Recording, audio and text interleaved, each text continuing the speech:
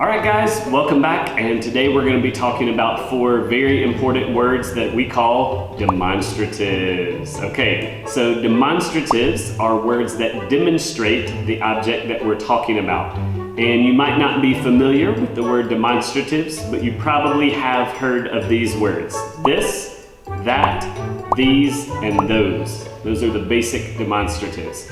So we call them demonstratives because they demonstrate what we're talking about. So for example, if I say this, that's singular and something close to me.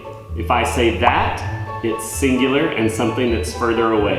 If I say these, it's something that's plural and close to me.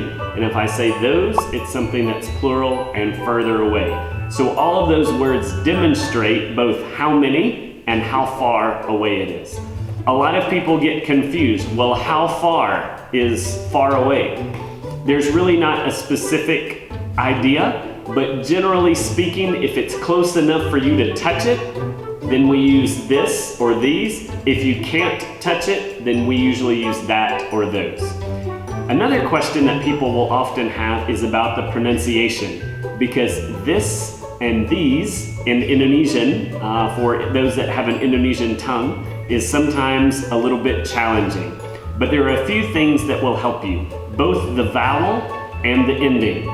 So for the singular, this, it's a short I sound, I, what I call suara jijik, yeah, I. So that's the short I sound. But then if you're talking about the plural one, these, multiple objects that are here, then in that case, it's a long E sound, E. So the difference in the vowel is I versus E.